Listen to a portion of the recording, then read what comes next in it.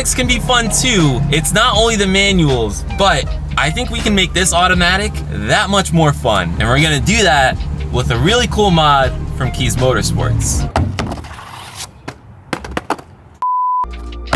So today, guys, we have this right over here. If this isn't gonna spoil it enough, I don't know what will. It says magnetic paddle shifters. Now, obviously, this isn't anything new or revolutionary. I'm sure you guys have seen magnetic paddle shifters before, but these are made by Keys Motorsports. So I've never tried it before, but since Keys are now making them, it's a good time for me to start. So this has to be one of the easiest unboxings ever. If you guys don't know, normally with your paddle shifters, you have a spring, so you get that like soft feel when you press on the shifter, or the paddle shifter rather. But these ones,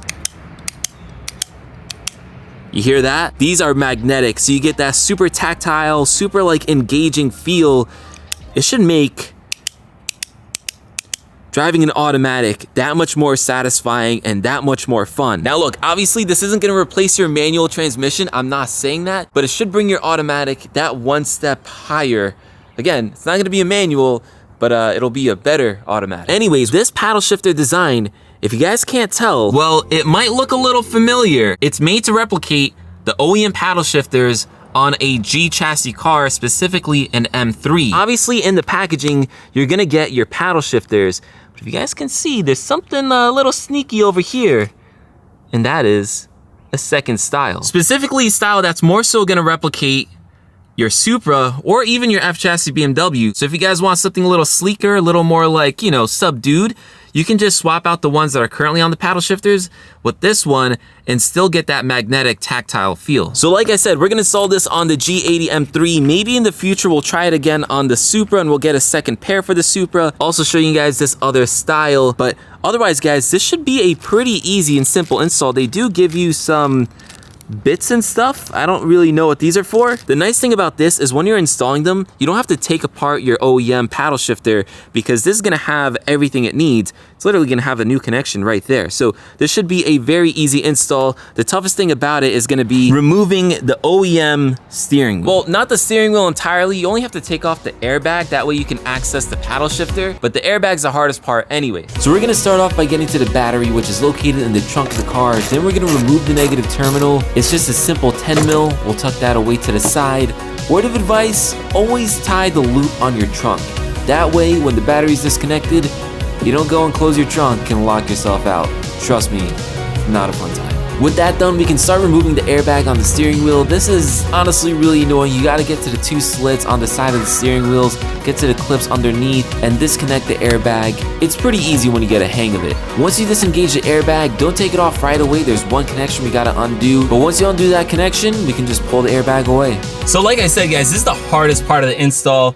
It's intimidating, I'm not gonna lie, if it's the first time you're doing it. It's not the first time I'm doing it. I've done it a whole bunch of times on my F30, on my F32. I've even done it before on the M3 to install the custom steering wheel. So if it's the first time you're doing it, take your time. You're not gonna get it the first try. But anyways, with the airbag off, we can now get to installing the paddle shifters, which should be pretty easy. We have two connections, one for each paddle shifter. It's the ones in blue. So you wanna just pop those out. They're kind of like snug in there. And then maybe with two hands, we'll disconnect that before I break something. Other one's gonna be on this side. So similar thing, just kind of pull it out and then disconnect it. With that one connection out of the way, there's just one screw holding in the paddle shifter. It's a T20. I would highly recommend using these magnetic torque screwdrivers. It'll save you from dropping that screw down inside your steering wheel. But with that screw gone, just feed the cable of the paddle shifter through the hole in the steering wheel. Take the old shifter out, take your new shifter. So pretty, I know. And then pretty much do what you just did in reverse. Feed the new shifter through the little hole, install the new hardware which they provide.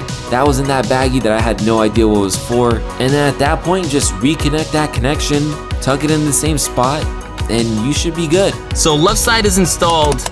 I got the right side out, but now before I install the new one, I want to show you guys a quick side-by-side. So here is the original one, and here is the new one. Here's maybe just a quick look in the sun. You guys can see just how similar they look. Now, one thing that you will miss out on is a little rubber grip on the back over here and the red accents. This one is just flat. It has no red accents, which actually might work out for some of you. But overall, the carbon actually, I think, looks better on this one. This one has a thick plastic line around it, so it actually looks cheaper.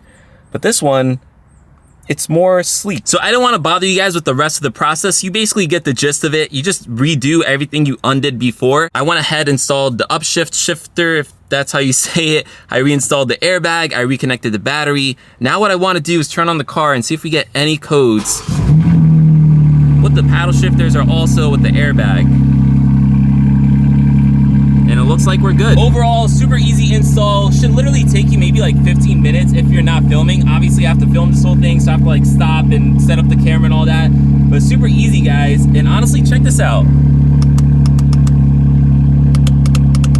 That feels so satisfying. It's so much more like tactile and it just feels sick, man. But how does it feel while you're driving?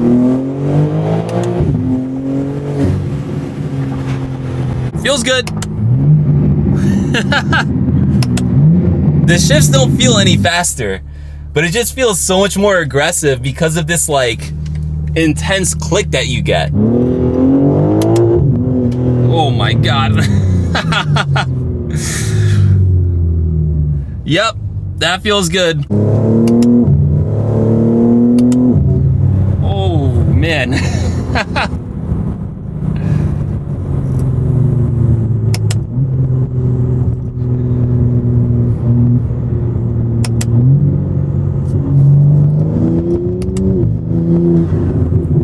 Can you guys hear those clicks? Maybe eventually we'll do a full POV drive with this new setup, but man, this feels so much better. It's funny because you can tune these transmissions and you can make them more aggressive, which I know a lot of people are gonna say that's what I should do, and maybe I will, but this is such a nice tactical feel. It just feels more engaging. But anyways, if you guys want these for your car, there'll be some links down in the description below. Like I said, you already get both options anyway, so you don't have to stress that.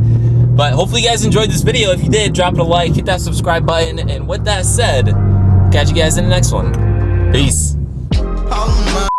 So, don't do what I did and try to use the factory hardware, because you could probably mess up your paddle shifters. Use the hardware that they sent you. Probably should have read some instructions or watched a YouTube video. But hey, that's why you guys are watching this one right now. So, you're welcome, I think. I don't mind if you don't listen that much, but some of y'all don't listen at all. The same they be pushing your buttons. Got a grown man having withdrawals. I don't mind if you don't listen that